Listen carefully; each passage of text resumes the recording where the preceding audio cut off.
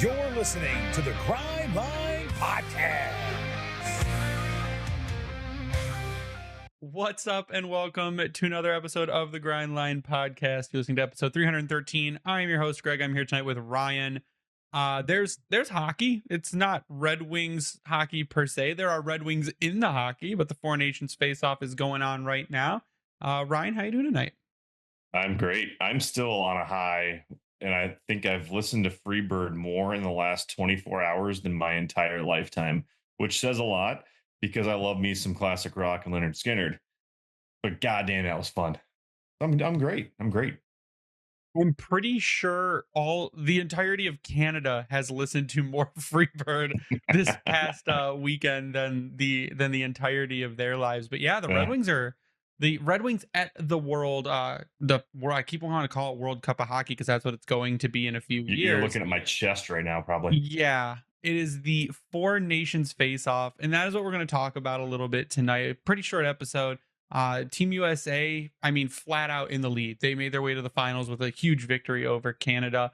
We're going to talk about the Red Wings, though, that are playing in the Four Nations Face-Off games. Actually, Ryan, first I want to get your take on the tournament so far, because I know going into it, we had decently mid expectations for what we figured would be just kind of like a goofy tournament. But what have you thought so far? Absolute win. This, I think, was one of the best things they could have possibly done. And I really think it has exceeded majority of people's expectations. And what I mean by that is you kind of mentioned how we weren't really sure what to expect. And these players have come in and shown what it means to wear their country's crest, logo, what have you, across their chest. And it has been some of the best hockey we have seen at an international level since 2014, the World Cup of Hockey, 2016. And it has felt so long overdue. I was at my in-laws last night because over the weekend my brother-in-law got married, and we were just amazed at how the intensity for each game, just the way that they have gone out there and played, like guys that you see playing against each other every night are now embraced under one thing, the flag for their country. And it's freaking awesome. It has been great hockey, great camaraderie, as to go with the cliche of watching people just get together to cheer for their team and country for that matter. So it's been fun. It's been awesome. I will say it made me cheer for Brady Tkachuk, and that is something that I normally on literally any other day of the entire year would do. And I did it. And you're right. Dylan Larkin even said it, I think, best himself. He's like, these are like the most important games of like my career. He's like, this will mean the most. And he's going out there and he's taking every opportunity that he gets. He understands the role that they put him in. He's fully embracing it, but he's going out to play the best hockey that he's ever played, basically. And that's hopefully he takes that energy and brings it back with him. And hopefully he comes back in one piece. Cause like you said, these games have been absolutely brutal. Like the US game, 3 fights in under a minute. You've had huge 9 hits. seconds. Yeah. You had Shea Theodore out in like the first game because he got hurt on a hit, and they're not like, it's not like the All-Star. Now I will say great replacement for an All-Star game. I would do this every single year instead of a very boring All-Star game. Find a way to get more guys into it, because of course you don't have Leon Draisaitl playing, you don't have Mo Seider playing, you don't have Artemi a lot of the top players in the world not out there. Yeah, so it's a watered down best of tournament. Well, but I don't know if I'd call it watered down, but it's definitely lacking in terms of who we would expect to be out there. It is not a true best of tournament because there are some of the best players in the entire world not playing. Yes. But it's, for all intents and purposes, has far exceeded what my initial expectations were. My initial expectations for this were there's going to be a little wimpy tournament and they're not going to try so hard because they're not going to want to get hurt. But they've grabbed the bull by the horns, for lack of a better expression, and they've killed it. It's been must-see hockey. It's some of the most watched sport on TV right now, highest viewership. And they've put it on so many networks that the accessibility was something that the NHL has had such a problem with in the past. The accessibility to the games now is greater. More people are able to watch it now, and it's getting people all over the world excited. Well, leaning in hard on ABC in particular was a very wise move from the NHL because you put USA versus Canada and really several of these games on an easily accessible platform in the United States and Canada. Obviously, they're going to have it on TSN, CBC, what have you. But putting it out there on just basic cable TV for all to watch, that's why they had at their peak. They just posted the numbers a little bit ago: 5.2 million people watching this game, and that was the most non Stanley Cup final ratings like level they've had since what 2019, I think is what the press release stated. So this has been huge for them in every which way you can think possible. So what do you think about the changes that they've made so far?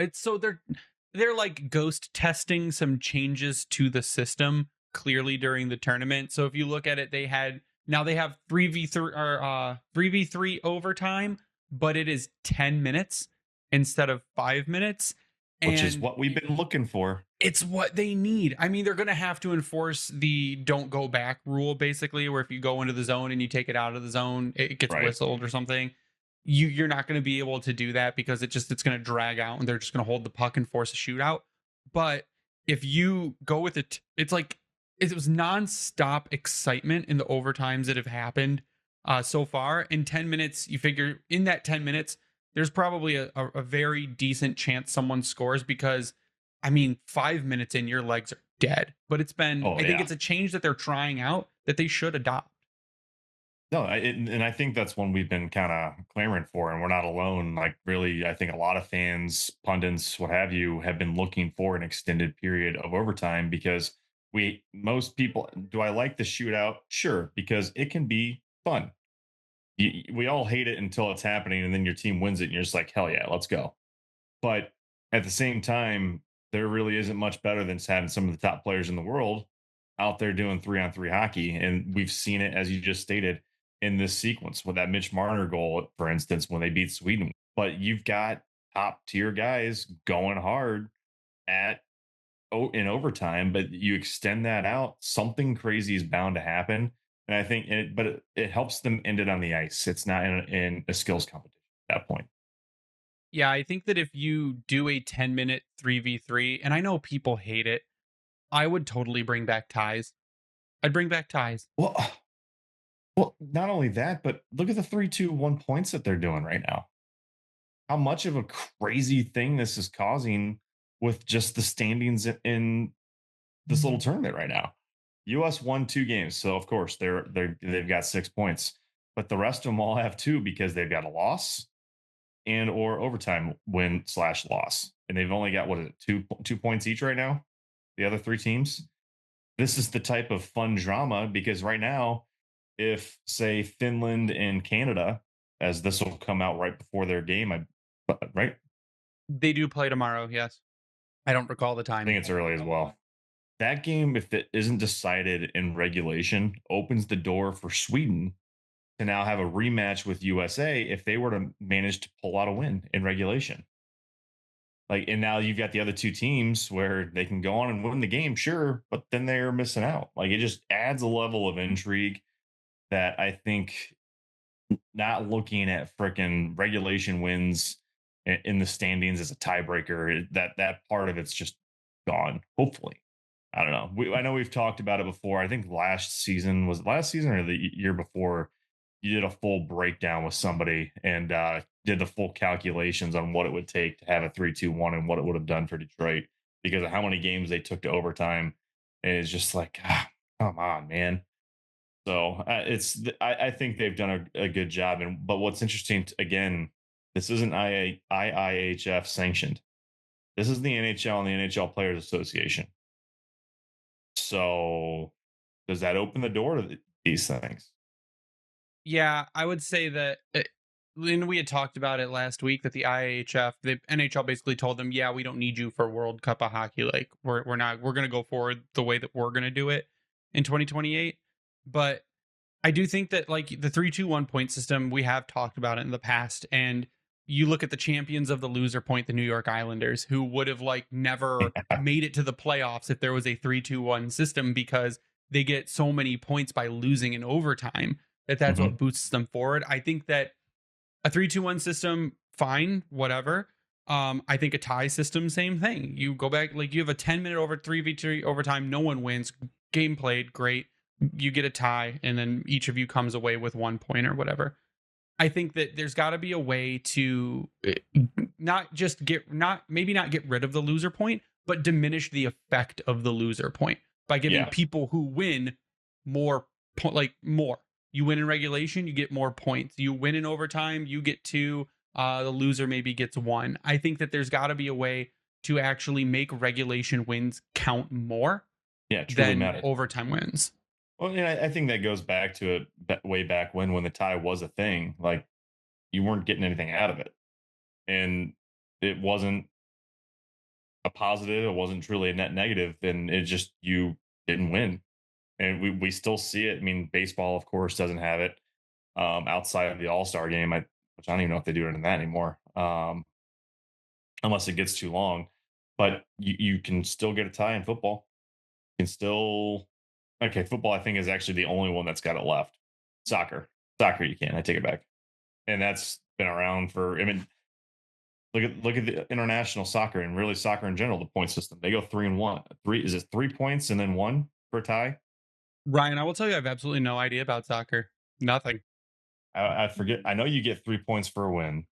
Well, while Ryan looks this up, we're going to take a quick break. We're going to get a word in from our sponsors. We'll be right back where we talk a little bit more about how the Red Wings are performing. What is it, Ryan? It's 3 points for a win, 1 point for a draw, 0 points for the loss. That's what you could go to. Cool. You can do that too. But we'll be right back. Word from our sponsors. We're going to talk about how the Red Wings are performing in the Four Nation Faceoff. So give us 1 second. We'll be right back. This ain't the little itty bitty teeny tiny bowl. This is the Super Bowl. Get in on the action at DraftKings Sportsbook, an official sports betting partner of Super Bowl 59.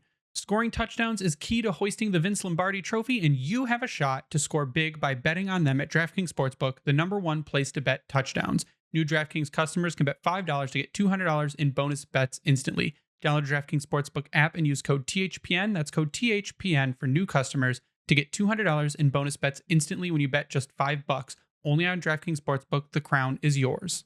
Gambling problem? Call 1-800-GAMBLER. In New York, call 877-8-HOPE-NY or text HOPE-NY 467-369. In Connecticut, help is available for problem gambling. Call 888-789-7777 or visit ccpg.org. Please play responsibly. On behalf of Boot Hill Casino and Resort in Kansas, 21 and over. Age and eligibility varies by jurisdiction. Void in Ontario. Bonus bets expire 168 hours after issuance. For additional terms and responsible gaming resources, see dkng.co/ice. And we're back, and tonight we're going to finish with some talk just on how the Red Wings players at the Four Nations Faceoff are doing. Dylan Larkin, Lucas Raymond, those are the 2 Detroit Red Wings that are at the tournament currently. My initial thought was that, and I still think this, Dylan Larkin's being used as a 4W, like a fourth line winger, which to me was initially kind of crazy when they put that lineup out, and I'm like, wait a second. I'm like, JT Miller, and people are like, well, JT Miller's on that third line to be a bruiser between Boldy and who is he on the line with? Boldy and who else? It was Boldy, Miller, it was and Tkachuk. Was it initially Tkachuk? It was initially Tkachuk. And I said that Dylan Larkin should be centering that third line. He's got a great face-off. He's got better defense than JT Miller does. And it seems like they're playing like, oh, big name right now, force him up in the lineup. And then Dylan Larkin gets into some game action. He gets buzzing. And then the second game, or this game here against Canada, he goes out and he just owns it. This is Dylan Larkin's game. He would have been first star if he hadn't so graciously given that puck to Gensel to get that empty net goal, making Gensel first star of the game. But right now, Dylan Larkin, let's see, where is he at? He is 12th overall in the Four Nations point standings overall out of all teams, with 2 points, a goal and an assist, which he got, and a +2. And I mean, if you look at his time on ice, right now he sits, let's see, if I'm sorting by time on ice for forwards, 1, 2, 3, 4, 5, 6. He is 6th at 13 minutes and 46 seconds ATOI for Dylan Larkin. I still think he could play up. I think that after he played that game, the way his defense was that game, how he like tenacious he was on the puck and Mhm. how he looked out there, I think you have to try him up a little bit. Oh, totally. I mean, we were all. I was kind of staying mum after the first game because you watch it and they just you could tell that a lot of these guys weren't familiar with each other's game. They'd only had a couple practices in together, and Larkin came out as you kind of stated on the fourth line.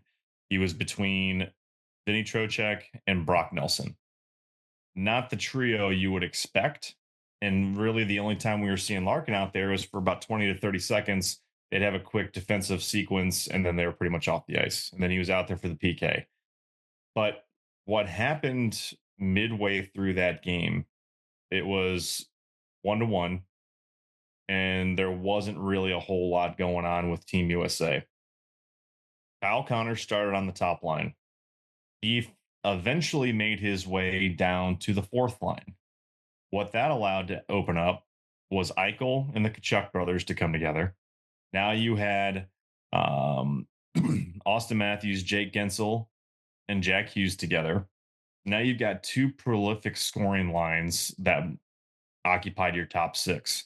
But what else happened there with Kachuk moving up in place of Connor and Connor dropping down again is Larkin got bumped up to the third line with Boldy and JT Miller. And really, since that point on, USA's offense has been clicking on all cylinders. Yes, it was a 2-1 game until late with an empty netter against Canada to make it 3-1, but that doesn't say that it wasn't for the fact that neither team was playing well offensively. That's just how good those squads are. But in the Finland game, for instance, you started seeing Larkin help create opportunity, not only for himself but for the guys on his line. It was kind of a mixed bag of what was going on. Boldy, I was arguably saying that he didn't have a great game. And really, his one goal that was a beautiful redirect tip in for a goal came off of one of his turnovers. And that was shortly before that, I was saying that's what him and Larkin needed to be flipped. But what we saw is, like you said, he's embraced his role. He's doing what he has to do because what matters to these guys, and I think that's been the best part about it, is what they're wearing currently on their chest. That they're there for Team USA, and whatever they can do to help their team win from that is what matters the most, and it's awesome. Yeah, him getting the game-winning goal was the just Dylan Larkin. The second that shot went in, the celly was phenomenal. Like Boldy went and like manhandled him as soon as he got to the boards. But like him playing with JT Miller, I think is the big thing. Which I mean, could have happened in Detroit, right? But him playing with JT Miller gives them two very high-end offensive threats on the ice at the same time. Yeah, but the fact that they both that everyone on the ice, those are the top players in the world, most of the top players in the world, they know those guys are threats. They know those guys can score. They And play Boldy against can those too. guys every night. He can too, but I think when He's you look at he's a a 20 guy, goal scorer right now.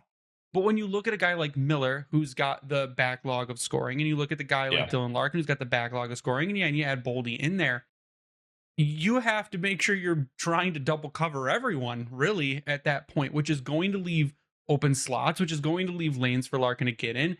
I think the biggest drawback right now is Larkin should absolutely be on the power play as one of the best bumper players in the league on the power play. To not have him at least on PP2 is criminal to me. Like you could have scored, like they had some chances on the power play that didn't look great. And I think that's the one miss that the Team USA has had is not putting Larkin on the power play. I can get it for the first unit because, I mean, right now, let's be honest, they're rolling with Gensel, Matthews, Eichel, Kachuk, and Werenski. That's a damn good lineup.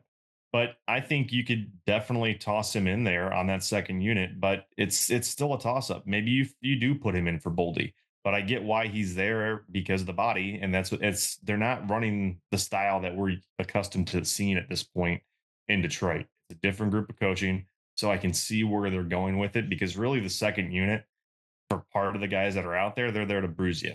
But then because you've got Boldy, Kyle Connor, Brady Kachuk, Jack Hughes, and Adam Fox. I mean, for the players on this team and roster, I get it. But for a guy that's third in points and on the power play, you would think that he'd have a spot out there. But it is what it is.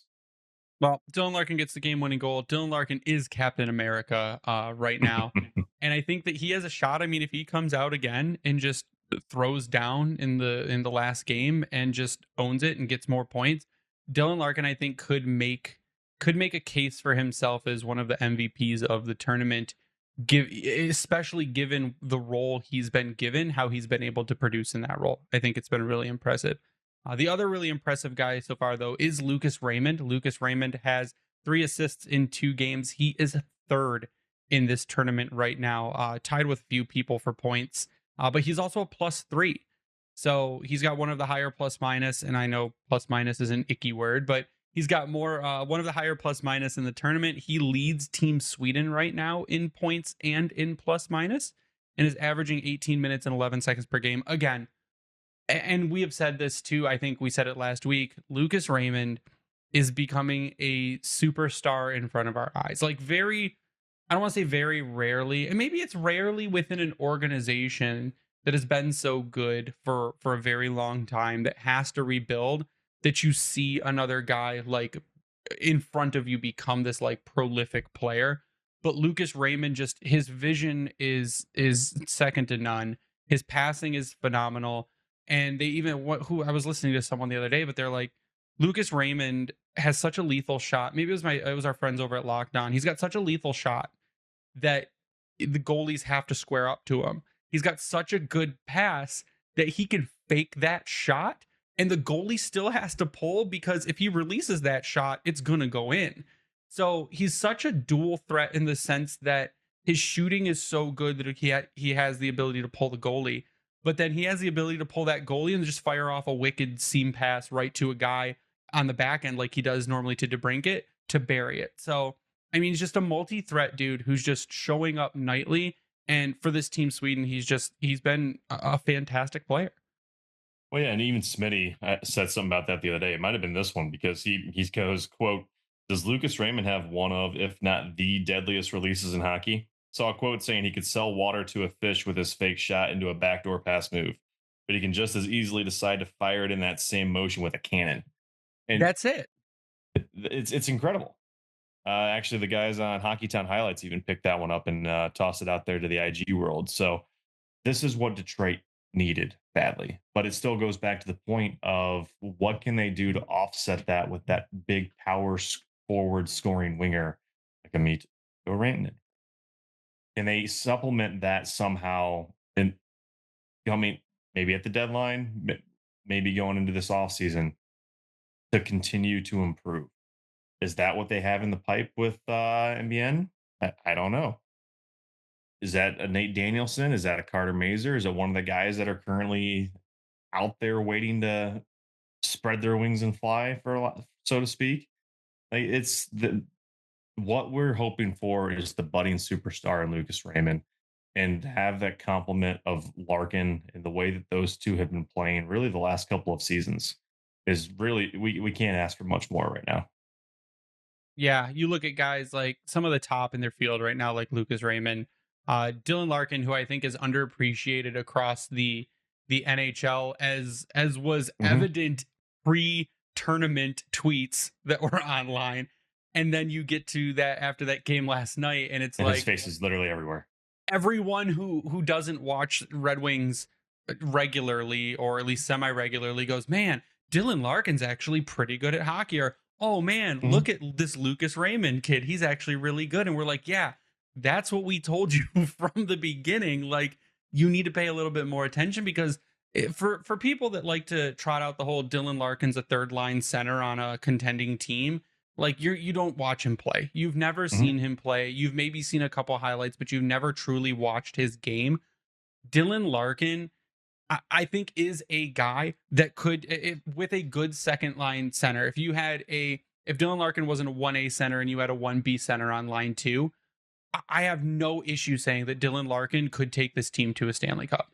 Given the people you put around him, Lucas Raymond, you get another high offensive threat on the top line. You get another maybe second line guy. You buff the defense. I think Dylan Larkin could do it just on pure leadership skill alone, because of the amount of stock that locker room puts in him, and the amount of faith and trust that they put in Dylan Larkin to get the job done. And the like no quit that he has, his motor and his engine, I think he's absolutely a dude that could do it. And they need it. They just got to ride it. And if Iserman can maybe right the ship on what they're doing when it comes to NHL level talent in terms of free agency, maybe they can finally start putting that contender on the ice. Not to say that they're not one currently, because as we saw and we've talked about many times, his expectations were the playoffs, albeit a wild card, but it's the playoffs. And this team, we've already seen 2 7-game winning streaks under Todd McClellan.